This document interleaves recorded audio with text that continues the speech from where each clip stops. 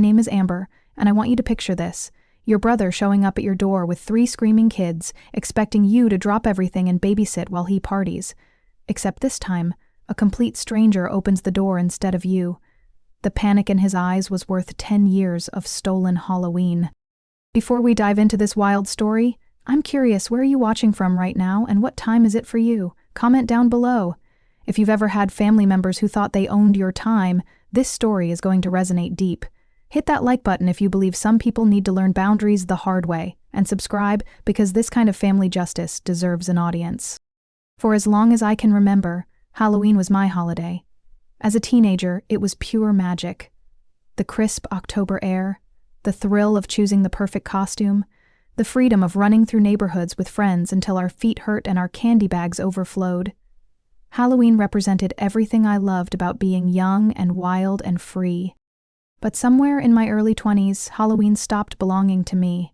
It became my brother Kevin's free babysitting service. Kevin had married his college girlfriend Jennifer right after graduation, and by the time I was 25, they had 3 kids: Emma, age 8, Tyler, age 6, and little Sophia, who was 4. Don't get me wrong, I loved those kids. They were sweet, funny, and full of energy. But every October 31st, they became my automatic responsibility. The pattern started innocently enough. Kevin and Jennifer's first Halloween as parents, they'd sheepishly asked if I could watch Emma while they went to a friend's party. "Just this once," Jennifer had promised, her eyes pleading. "We haven't been out together in months." Of course I said yes. What kind of aunt would I be if I didn't help out? But just this once became just this year, which became "you don't mind, do you?" which eventually morphed into Kevin simply assuming I'd be available. No asking, no negotiating, no consideration of my own plans. Just a casual phone call a few days before Halloween. "Amber, we'll drop the kids off around 6, our party starts at 7. Not "could you watch them?" Not "are you free?" Just a statement of fact, as if my entire existence revolved around their social calendar. And when I tried to push back, even gently, Kevin had an arsenal of guilt trips ready. "Come on, Amber, you don't have kids. What else are you doing, sitting at home watching movies? The kids love spending time with their aunt." The worst part was how he'd frame it to everyone else. At family gatherings, Kevin would regale relatives with stories of his wild Halloween parties, painting himself as this fun-loving dad who deserved a night out. Meanwhile, I became the spinster aunt who had nothing better to do than hand out candy and clean up after sugar-crazed children. Our parents, Mary and Paul, had retired to Florida 3 years earlier, chasing their dream of year-round golf weather. They were conveniently absent for most holidays now, but when they did call, they'd always side with Kevin. "You should be grateful to spend time with those beautiful children," Mom would say during our Sunday phone calls. "Kevin works so hard to provide for his family. The least you can do is help out occasionally." Occasionally, as if it hadn't been 8 straight years. By the time I hit my late 20s, Halloween had become a day I dreaded. While my friends posted Instagram stories from haunted houses, costume parties, and downtown bar crawls, I was chasing 3 kids through suburban neighborhoods, my own costume forgotten in favor of comfortable shoes and a jacket with pockets deep enough to hold juice boxes and wet wipes. Don't get me wrong, there were sweet moments. Emma always insisted we coordinate costumes. Tyler would hold my hand when we crossed streets, and little Sophia would fall asleep on my couch by 9 o'clock, chocolate smeared across her cheeks. But those moments were overshadowed by the resentment building in my chest, like pressure in a tea kettle. Kevin got to be the fun dad at parties, while I became the reliable aunt who could always be counted on. He got the freedom, while I got the responsibility. He got the praise, while I got the assumption that this was somehow my job. The breaking point had been building for years, but I didn't recognize it until it exploded. This year was supposed to be different. I'd been dating Steven for 8 months, and he was the first guy I'd met who shared my love for Halloween. We'd spent weeks planning elaborate costumes. He was going as a vampire count, complete with a custom cape and fangs, while I'd sewn myself a stunning gothic witch dress with intricate beadwork that had taken me 3 weeks to finish. More importantly, we had tickets to the Harvest Moon Masquerade, the most exclusive Halloween event in the city. It was being held at the historic Whitmore Hotel downtown, with live jazz music, craft cocktails, and dancing until midnight. I'd been dreaming about it for months, my first real adult Halloween in almost a decade. Steven had never seen me truly excited about anything the way I was excited about October 31st. He'd watch me work on my costume in the evenings, completely absorbed in getting every detail perfect. "I've never seen anyone care about Halloween like you do," he'd say, and there was something beautiful about being seen and appreciated for the parts of myself that my family had always dismissed as childish. 3 days before Halloween, I was at work when my phone buzzed with Kevin's name. I knew what was coming before I even answered. "Hey Amber, quick question. You're good for Halloween night, right? Jennifer found us tickets to some masquerade ball downtown. Supposed to be incredible. We'll drop the kids off around 6.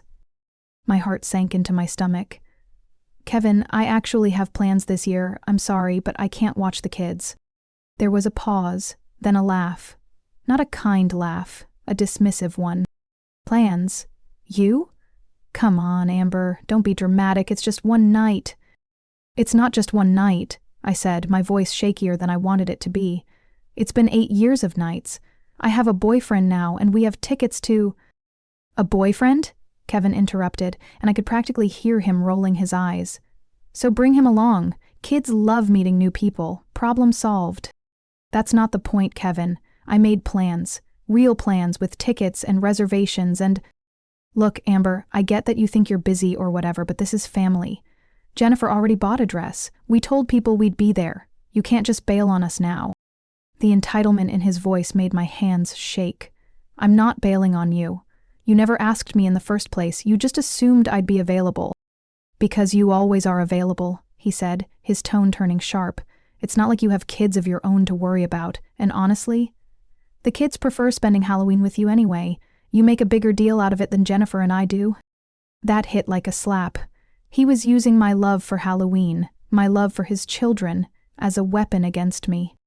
"Kevin, please, just this once, can you find someone else? Maybe Linda from down the street, or—" "Are you seriously going to make this difficult? Mom and Dad always said you should step up more for the family. We can't exactly drag 3 kids to a masquerade ball." And there it was. The final manipulation, the trump card he always played. But something was different this time. Instead of the familiar guilt washing over me, I felt something else entirely. A cold, crystalline clarity. For 8 years I'd been so afraid of being the selfish sister that I'd forgotten I had the right to my own life. I'd been so conditioned to say yes that I'd forgotten what it felt like to say no. "You know what, Kevin?" I said, my voice suddenly steady. "You're absolutely right. I'll take care of it." "Great. I knew you'd—" "Drop them off at 6. I'll handle everything." I hung up before he could say another word. But I wasn't giving in, not this time. I was done being Kevin's backup plan. The moment I hung up with Kevin, my mind started racing. For the first time in years, I wasn't thinking about how to accommodate his demands. I was thinking about how to teach him a lesson he'd never forget. I called in sick to work the next day and spent it making arrangements. First, I reached out to Patricia, my coworker in accounting, whose daughter Susan was a college sophomore studying education. Patricia had mentioned that Susan was looking for babysitting gigs to earn extra money. When I explained the situation, carefully leaving out the revenge aspect, Patricia was more than happy to help. "Susan loves kids, and she could use the money," Patricia assured me. "She's been babysitting since she was 14, and she's CPR certified. Your brother's children will be in great hands." I arranged to pay Susan $150.00 for the evening. More than generous for a few hours of work, but worth every penny for my peace of mind. We met at a coffee shop so I could give her my spare key and walk her through everything, where the kids' pajamas were, what snacks they liked, bedtimes, emergency numbers.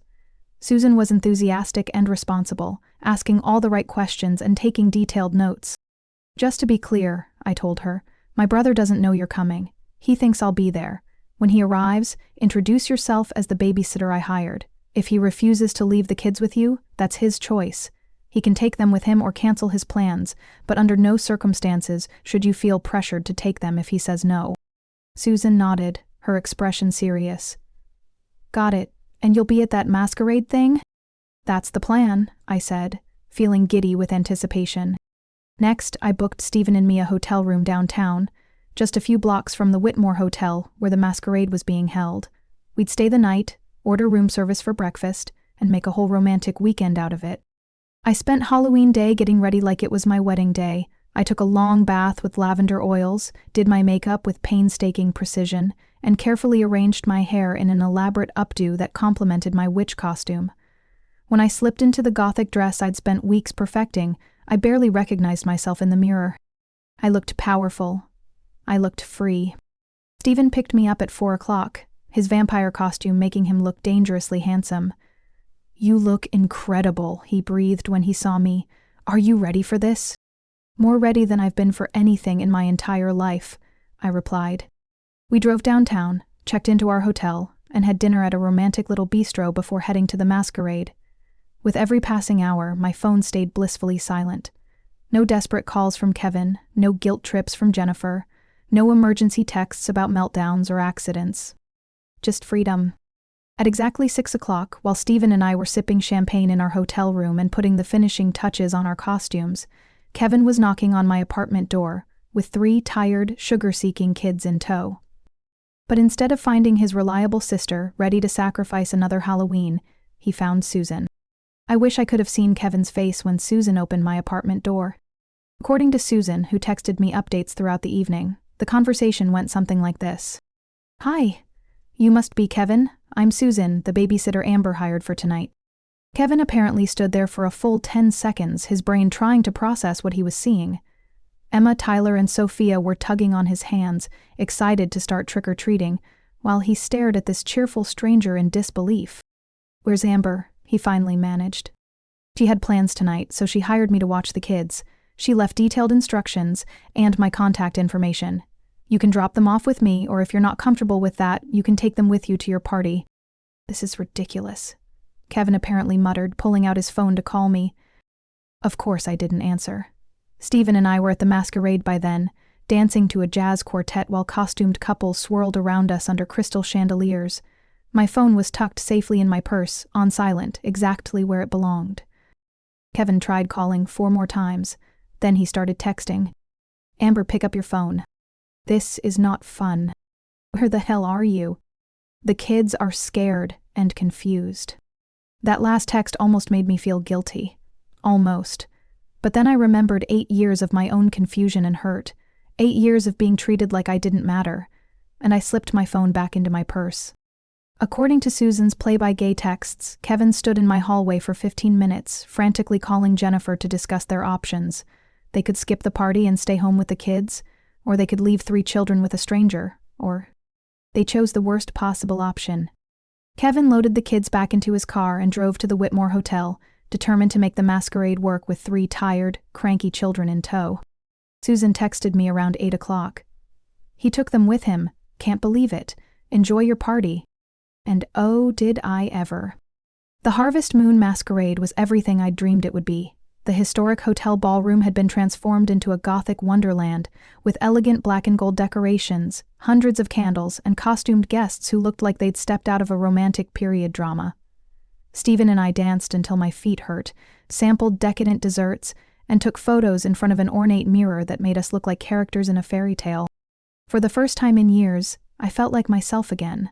Not Kevin's emergency babysitter, not the family member who existed to solve other people's problems, but Amber, a woman who deserved beautiful evenings and romantic adventures and holidays that belonged to her.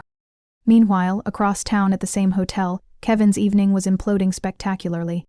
I learned the details later, through a combination of horrified texts from Jennifer and gleeful gossip from other family friends who'd been at the masquerade. Apparently, Emma, Tyler, and Sophia had arrived at the elegant party in full Halloween regalia. Emma as a fairy princess with glittery wings, Tyler as a superhero with a cape that kept getting caught on things, and Sophia as a tiny witch, whose costume was already sticky with candy residue from an earlier trick-or-treat stop. The kids were initially excited to be at such a fancy grown-up party, but the novelty wore off quickly. The music was too loud, there were no other children, and the sophisticated cocktail party atmosphere was completely inappropriate for kids who should have been trick-or-treating through neighborhoods. Within an hour, Tyler had accidentally knocked over a tray of champagne glasses while trying to show off his superhero moves. Sophia started crying because she wanted to go home and watch Halloween movies.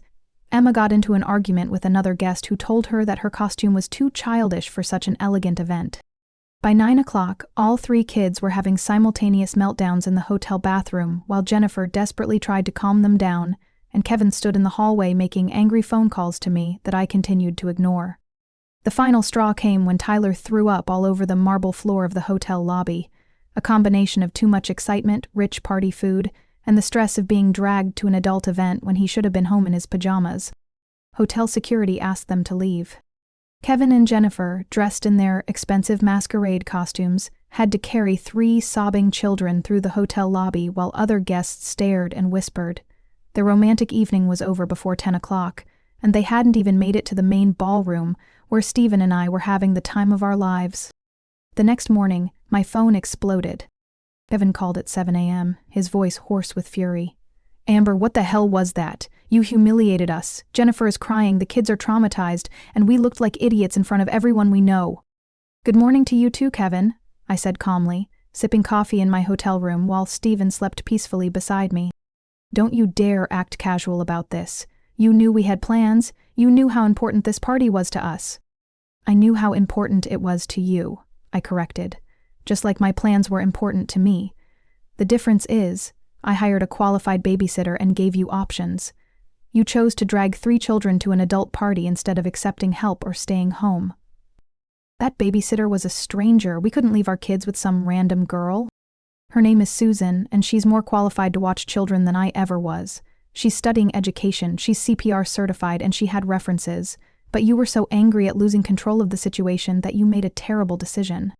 Jennifer apparently grabbed the phone at that point. "Amber, how could you do this to family? We trusted you." "You trusted that I'd always say yes," I replied. "You trusted that my time wasn't valuable, that my plans didn't matter, that I existed solely to solve your problems. That trust was misplaced." The conversation devolved into shouting, with Kevin calling me selfish and Jennifer crying about their ruined evening. But for the first time in 8 years, their guilt trips bounced off me like raindrops. Mom called from Florida that afternoon, her voice tight with disapproval. "Amber, Kevin told us what happened. I'm very disappointed in you." "I'm disappointed too," I said. "I'm disappointed that it took me 8 years to stand up for myself. Those children needed you and you abandoned them. Those children have 2 parents who chose to drag them to an inappropriate venue instead of staying home or accepting the child care I'd arranged. Kevin's poor planning doesn't constitute an emergency on my part. For once in my life, Mom didn't have a comeback. That was 6 months ago, and Kevin hasn't asked me to babysit on Halloween since, or any other holiday for that matter. At first, I worried that I'd damaged our relationship irreparably, but slowly something interesting happened.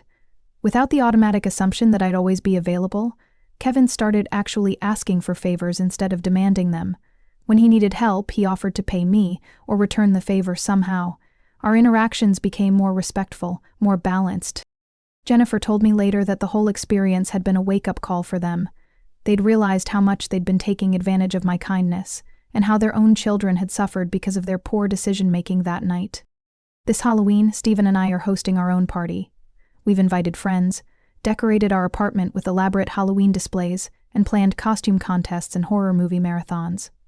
For the first time in almost a decade, October 31st belongs to me again. Kevin and Jennifer are staying home with their kids this year, taking them trick-or-treating through their own neighborhood and then settling in for a family movie night. Emma sent me a photo of their carved pumpkins with a text that said, "We miss having Halloween with Aunt Amber, but Mom and Dad are learning to make it fun too." That message meant more to me than any apology Kevin could have offered.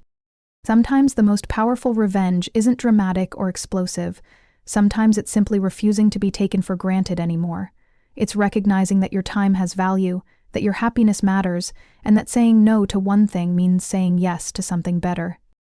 I learned that the scariest monsters aren't always the ones in Halloween costumes. Sometimes they're the family members who think they own your life simply because you've never taught them otherwise. And sometimes the sweetest treat of all is the moment you finally stop handing out pieces of yourself to people who never bothered to say thank you. If this story hits close to home, you're not alone. So many of us have family members who think our kindness means we're pushovers. Drop a comment telling me about a time you finally stood up to someone who was taking advantage of you. I read every single one. And if you enjoyed this story of family boundaries and Halloween justice, smash that subscribe button, because we've got more revenge stories that'll make you want to stand up and cheer.